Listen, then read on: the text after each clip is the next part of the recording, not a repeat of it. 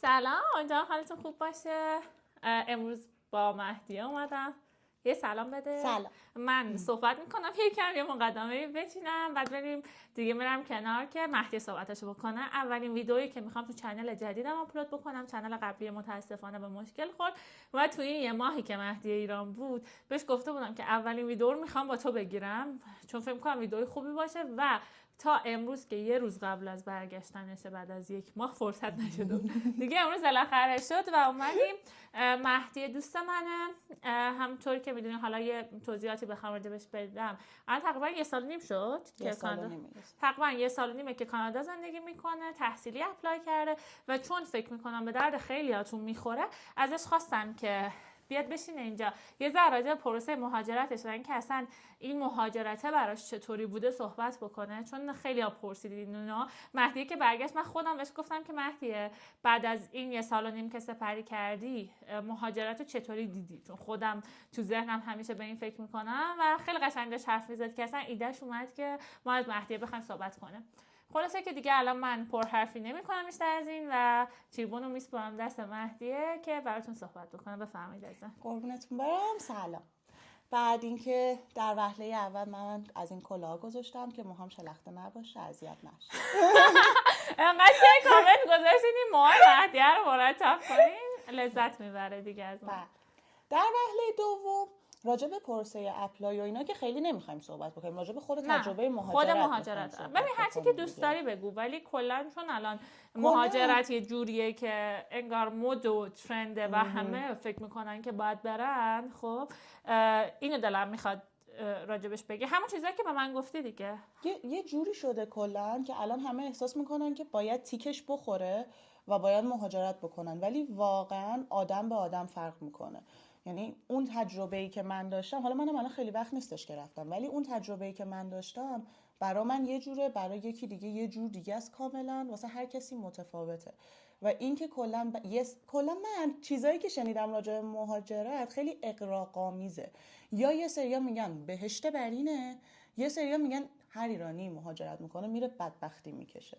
بعد واقعا هیچ کدوم، شاید بودن ایرانیایی که مهاجرت کردن رفتن بدبختی کشیدن، شاید بودن کسایی که رفتن براشون خیلی خوب بوده، ولی واقعا متفاوته با توجه به اینکه تو شخصیتت چجوریه کلا و اینکه چه انتظاری داری، میخوای به چی برسی و کلا خیلی متفاوته. مثلا برای من اینطوری بود که خب من یه آدمی بودم که من قرار بود از صفر شروع بکنم. بعد نشستم با خودم فکر کردم، گفتم خب مهدی تو میخوای از صفر اگه شروع بکنی، اینجا اگه قرار شروع بکنی اینجا بعد از صفر شروع کنی، جای دیگه هم بخوای بری باز بعد جای دیگه از صفر شروع کنی. حالا انگار باید یه ترازوه، هی باید نگاه بکنی ببینی خوبیای کدوم ور بیشتره، بدیای کدوم ور بیشتره. و این که میگم خوبی و بدی منظورم متناسب با خودته. مهدی من یه دقیقه پازت کنم، یه بک‌گراندی راجع به مهدی بدم، شاید اصلا ندونی. مهدی متولد 78 الان تازه 24 سالشه.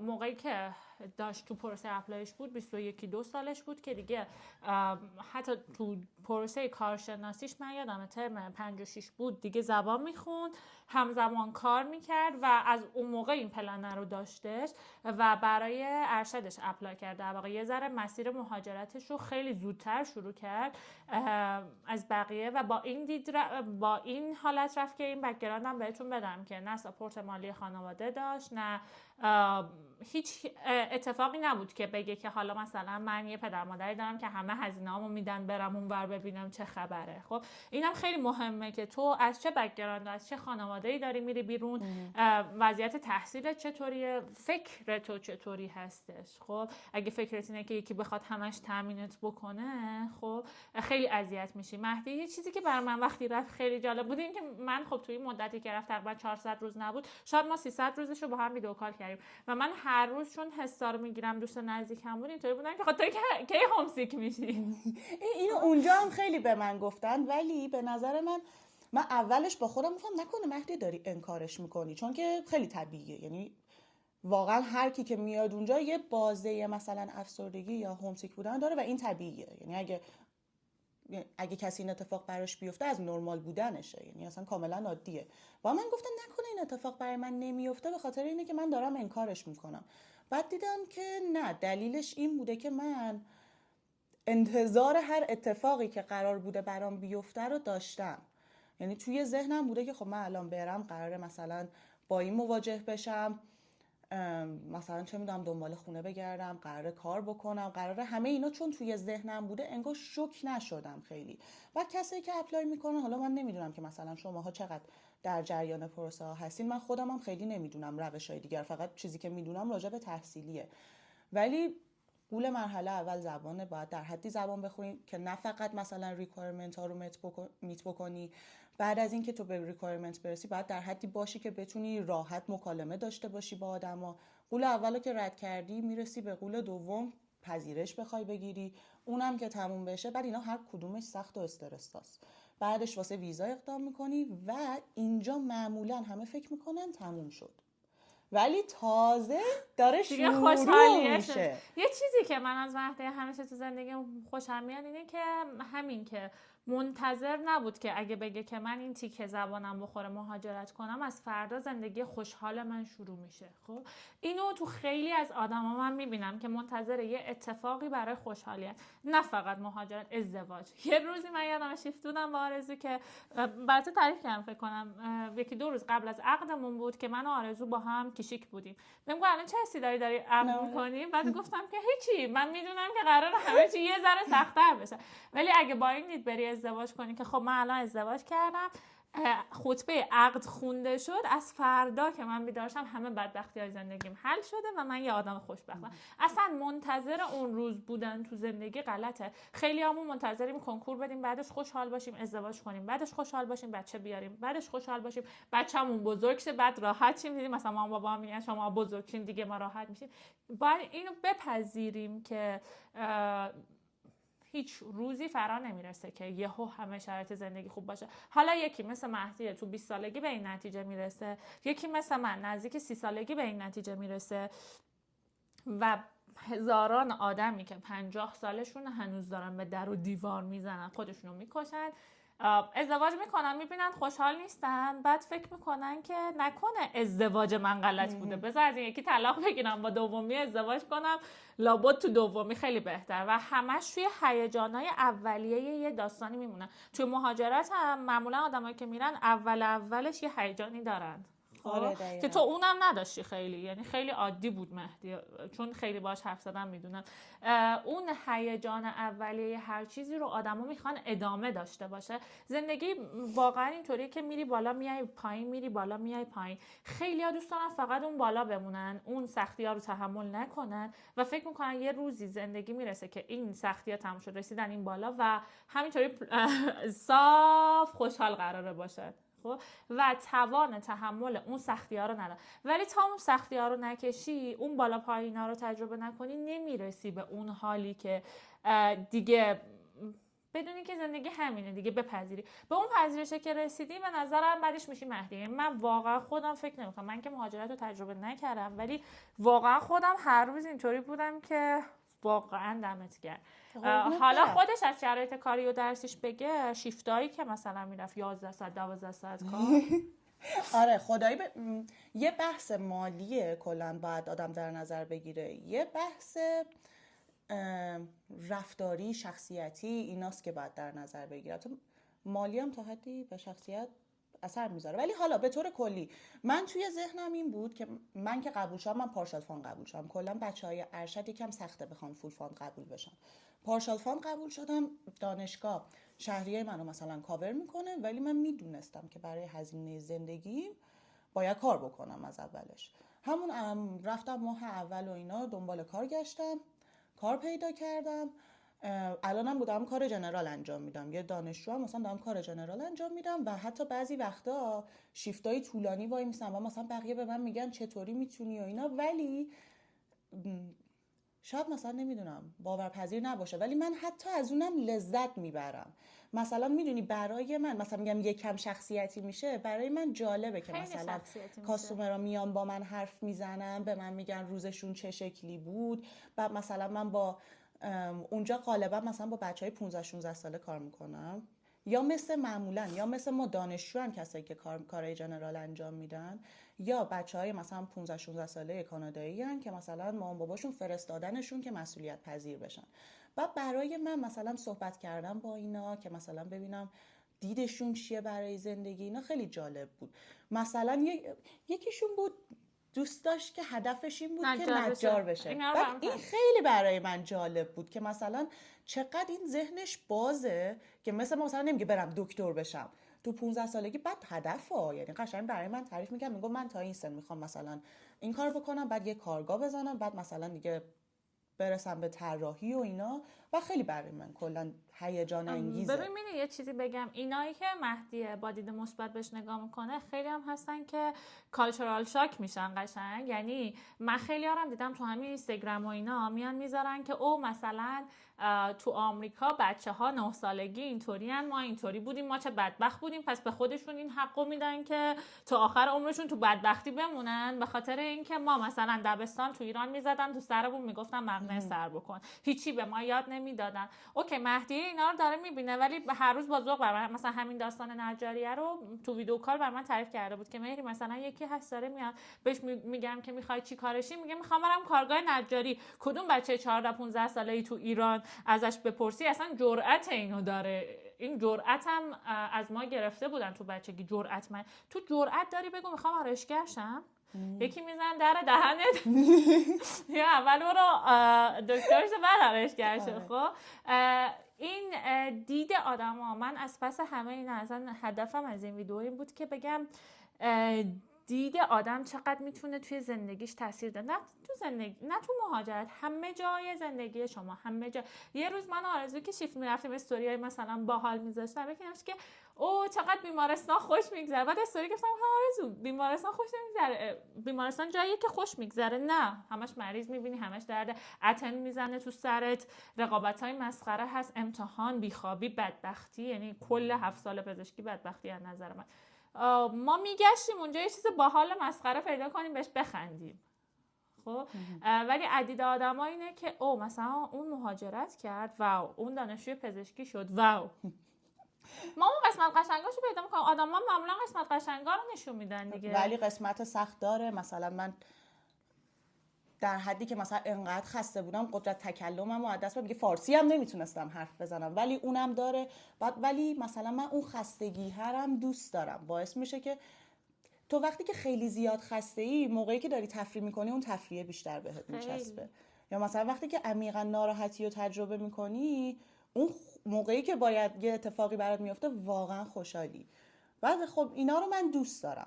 ولی خب آدما متفاوتن. یعنی مثلا اونجا من دیدم بچه‌های ایرانی که میان مثلا بعضیا به مشکل میخورن، دلیلش اینه که اینا رو پیش بینی نکردن، این سختی‌ها رو. آخه ببین میدونی یه چیزی هست تو ایران، مثلا بچه 24 ساله با بچه 24 ساله خیلی الان 24 ساله ها مثلا حالا خیلی هاشون هستن که میرن دانشگاه، میان بعد خانواده میگن تو الان مسئولیتت وظیفت فقط دانشجو بودنه. خب بعد خرج زندگیشو میدن، تیپ زدنشو میدن، کافه رفتنشو میدن، مهمونی رفتنشون به جای، باباشون براشون ماشین خریده.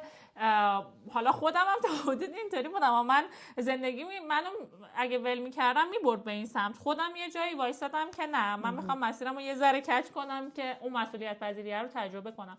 ولی زندگی ها همینطوری داره و بچه‌ها این توقع رو دارن از پدر مادرشون تا 30 سالگی که شما زندگی منو تامین کن، خرج عروسی من بده. بعد این آدم با اون دید خب که مثلا دغدغش فقط میشه درست کردن ناخونش. نمیگم اینا بده ها، من خودم همه کارهای زیبایی، ناخون گذاشتن، موژه گذاشتن، دغدغه اصلی اینا نیست. خب حالا یه سری کارا رو کردم، میگم اینا خوبه بعدش بیاد، حالا الان برم باشگاه. ولی کسی که انقدر پروتکت شده از طریق اطرافیان، از طریق پدر مادر، خانواده، جامعه، یهو فکر کن مهاجرت میکنه، پدرش باز پولشو داره میده، خب خونه‌شو براش گرفته، همه کارش کرد. ولی این آدم وقتی یه بار مثلا تا حالا تنها بانک نرفته تو تهران، تو ایران، بعد میره اونجا بهش میگن که خب بیا خودت برای خودت حساب باز کن، اجاره رو اصلا این حسی که بگی که اجاره میخواد بدی استرابو میندازه تو جونش. خب من دیدم مثلا بعضیا مثلا دوتایی با هم دیگه میان، حالا مثلا یکیشون اپلیکنت بوده اون یکی همراهه، بعد مثلا همراه برای خودش صحبت نمیکنه، به مثلا اونی که اپلیکنته مثلا میگه که بیا بریم مثلا تو اوردر بده، بعد خب اون اعتماد آدم کنه. داره اذیت میشه، زبان واقعا مثلا داره تو اذیت یه میشه. دلیلی که اذیت نمیشدی این بود که زبانت خوب اوکی بود و از ارتباطاتت با آدما لذت میبردی. ارتباط بخش مهمی از زندگیه. تو اگه زبان یاد نگیری بگی که حالا میرم تو محیط یاد میگیرم، دیوونه میشی. همه دارن حرف بعد میزنن تو نمیتونی آره ارتباط مثلا بگیری. بعضیا مثلا میگن که خب مثلا داریم این جایی که ما میریم میدونیم ایرانی هست، ولی باید اینم در نظر بگیریم که مثلا ایرانیایی که اونجا هستن، نمیگم خوب و بد، اصلا از جای مختلف ایران میان نسبت به تو، توی یه خانواده متفاوت بزرگ شدن.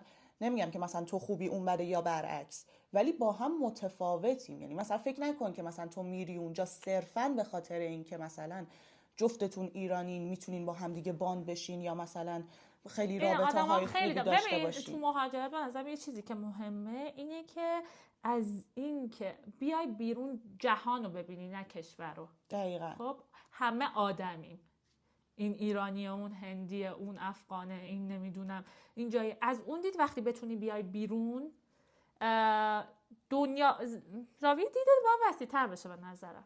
خب مهدی خیلی از آدما مثلا میاد میگه که آقا مثلا یه پسر هندی اومده اینطوریه، یه آدمی که مثلا از فلان فرهنگ اینطوریه، مهری مثلا بچه‌های کانادایی اینطورین، این دیدگاهشونه و از اینا لذت میبره. تا زمانی که بخوای تو اون فرهنگ یعنی تو فرهنگ اینجات بمونی و بخوای بری جای دیگه و فکر کنی همه چی عوض میشه، نه، هر چی که عوض میشه تو ذهن تو عوض میشه و اول ذهن تو باید قدرتمند بکنی. به نظرم از پس همه اینا من تو ذهنم این بود که برسونم آدما رو به این دید که خودتون رو بشناسین، نیازاتون رو بشناسین و ببینین که واقعا توان اینو اگه میخوای بریم تنها مهاجرت کنی بشین اینجا هم یه مدت اصلا تنها برو کار جنرال بکن، ببین میتونی اصلا میتونی بپذیری یکی بهت بگه چی کار بکن چی کار نکن. یه مدت سعی کن کاراتو خودت بکنی بدون اینکه کمک بگیری. مثلا یه چیزی که من از مهدی برام جالب بود، هر کی که مثلا میره کانادا خب از سرما خیلی شکایت میکنه.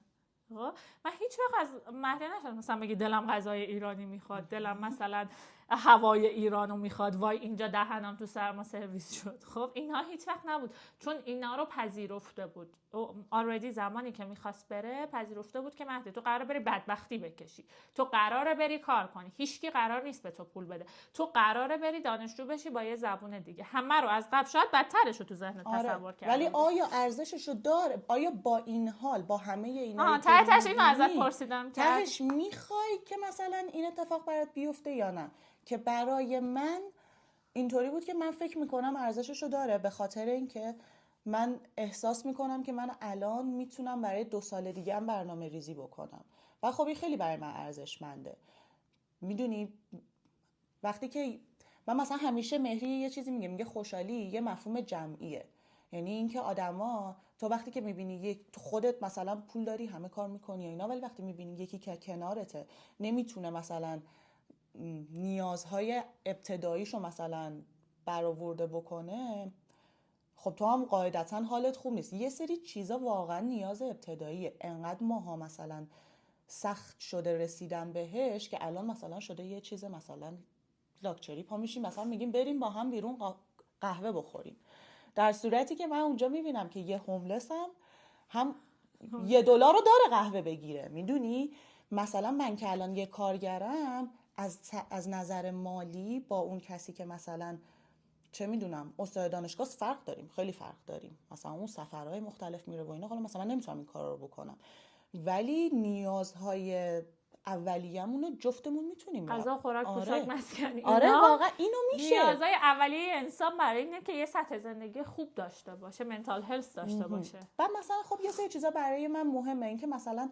وقتی که همین نیازهای اولیه رعایت میشه مردم ناخودآگاه خوش اخلاق ترن. اینجا مردم واقعا تقصیری ندارن که مثلا یه موقع مثلا یه رفتار بدی از خودشون نشون میدن توی یه موقعیت که اصلا نباید این رفتار رو نشون بدن. به اون دید مهاجرت باید برسی، صرفا به خاطر اینکه بقیه میرن نباید رفت. من یه چیزی که خودم مثلا تو خودم میبینم، خب از نظر شغل من الان 4 تا شغل دارم اینجا، خب هیچ وقت هیچ جای دنیا احتمالاً نمیتونم به این سطح درآمد و این حالتی که خب به هر حال کار کردن با آدم اعتماد به نفس میده. من اینجا نزدیک 20 نفر دارن برام کار میکنن، هیچ جای دنیا اینو نخواهم داشت. اگه بخوام با این دید برم که او من اینجا میرم تو خیابون 10 نفر منو میشناسن، برم اونجا همه همینطورین، حتما به جای 10 نفر 100 نفر میشناسن، قطعا افسرده میشم برمیگردم. خب با اینکه هنوز نرفتم دارم سعی میکنم رو دیدم کار بکنم که اگه داری میری تو ممکنه بری برای کسی، ممکنه که نه، تو باید بری برای کسی کار بکنی. خب اینجا که میری مثلا تو دفتر تو برای 20 نفر تصمیم میگیری، اونجا قراره برات تصمیم گرفته بشه. خب حالا ولی چرا میخوام برم تو دید خودم؟ من به این فکر میکنم که من برام مهم آدمایی که اطرافمن چه حسی دارن. اینکه صرفا من پول داشته باشم، من جایگاه خوبی داشته باشم باعث نمیشه من خوشحال باشم. من به این دید اینجا رسیدم. خب همین چیزی که مهدی میگه، من به این رسیدم و فکر میکنم برای خودم روش خوبیه. ممکنه برم و ببینم که اشتباه بوده. خب یعنی خودم هنوز برای خودم 100% این نیستم، ولی منم تو این مسیر. ببین یه چیز جمعیه واقعا، این که الان همه فکر میکنن باید برن. 10 سال پیشم بچهای شریف میرفتن همه. خب تو شریف بچه‌ها به اون نتیجه رسیده بودن که اینجا دیگه مناسبشون نیست. الان تو جامعه همه دانشجوها دارن به این سمت میرن. ولی باز میگم یه دانشجویی که مثلا دلش میخواد سریع ازدواج کنه، بچه بیاره، یه شوهری داشته باشه که خرجشو بده، خب قطعا هر جای دنیا بره خوشحال نیست. همینجا خب میتونه این کارا رو بکنه دیگه. یه ذره خب ببین قشنگ تو گل صحبت بودیم که استوریج موبایل من پر شد و حافظم تموم شد و مجبور شدم و خالی نمیشد. آره من حالا اینکه چطوری یه ترابایت حافظه رو پر می‌کنی، من خودش استعداد ویژه‌ای میخواد که من دارم. آره خلاصه اینکه آقا جان فکر نکنین هیچ جایی از دنیا خبریه، چه تو ایران چه هر جای دنیا، هر جا که برین زندگی رنجه و تا زمانی که آماده پذیرش این رنج نشین، حال خوب به سمتتون نمیاد. من یه چیزم بگم وقت داریم؟ سریع بگو. آره این که من مثلا دارم میگم که من پذیرفتم که چه اتفاقاتی رو به رومه و اینا، این به خاطر خیلی خوب بودن و بالغ بودن من نیستش. طبیعتاً واسه کسی که یهو قرار مهاجرت کنه و مهاجرت کردنش با مستقل شدنش قراره یکی بشه، این انگار 2 تا چیز رفته تو هم. خب این سخت‌تره پذیرفتنش. من مثلا قبلش هم خب یکم اون حالت استقلال رو داشتم. خب کسی که میخواد هم ازدواج کنه، هم مهاجرت کنه، سرویس. هم مستقل شه، خب دیگه این ببین چقدر سخته. ببین همینو میگم، تو آمادگیشو داشتین که مهدی یه جورایی تو ایران هم که بود مستقل زندگی میکرد، خرج زندگیشو خودش میداد، خرج تحصیلشو خودش میداد، همه هزینه‌هاش با خودش بود.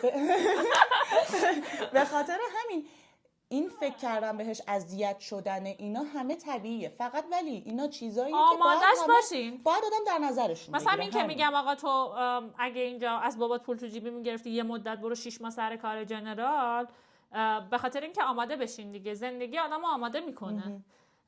ولی یا تو چیز هستی، پذیرا هستی نسبت به اون تغییره، یا میشینی میگی که او من تو ایران به دنیا اومدم، من بدبختم، پس بدبختی رو پیشونی منم دیگه هیچ کاری نمیکنم، بدبختم. این نباشه اتفاقای خیلی خوبی میفته قطعا دیگه. خودمون هیچ هم نمیدونه چی در انتظارشه. ممکنه یک کسی هم بره یهو واو، یک کسی بره که مثلا زبانش هم خوب باشه، وضع مالیش هم خوب باشه، حالش خوب نباشه، آقا حال نمیکنه. به هر حال اینم هست دیگه. ما دیگه خیلی فلان شد. بله زبانم تو محیط تقویت میشه، ولی زبانو تو محیط یاد نمیگیرید.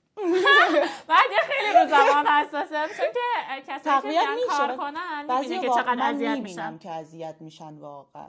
یعنی بخش مهمیه. اگه تا اینجا هستین بعد فکر نکن اونجا فرصت پیش میاد برای خودت. مثلا صاحب کار من یه آدم ایرانیه و خیلی ایرانی‌ها رو کمک میکنه، ولی وقتی یک میبینه که نمیتونه دیگه، اونم خب میگه که نمیتونه که این بیا به بیزنس من مثلا هر کسی به بیزنسش فکر میکنه. بعد آره واقعا یه طوری آدم دوست داره کمک کردن کنه، ولی تا یه حدی. من دوست دارم به کسایی که برام کار میکنن کمک کنن تا زمانی که اونا در راستای هدفهای من پیش برن، کار من پیش بره، منم به اینا کمک میکنم که کار اونا پیش بره. زندگی بده بسونه دیگه. تو یه چیزی میدی، یه چیزی میگیری.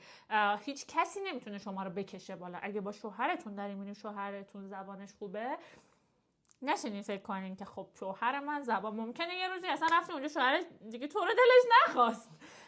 وقتی آماده همه اینا باشین و وقتی یه سری اتفاق افتاد دیگه چیز نمیشین، چی میگن، دوچار فروپاشی نمیشین، چون اونجا هم دیگه نه مادر هست نه خواهر نه برادر، خودت با خودتو جمع کنی. فروپاشی هم اتفاق افتاد خودتی. بله منم صرفا فقط تجربه‌مو گفتم، اصلا قسم جسارت دیگه برو آموزش دادن و اینا. بچه‌ها خدا الان یه جوری صحبت شد و یه جوری صحبت پیش بردم که انگار من مهاجرت کردم، این خراب شد. ولی به نظرم در نهایت چیز خوبی ازت در اومد. امیدوارم که دوست داشته باشین. خدا نگهدار. بوس بهتون. خداحافظ.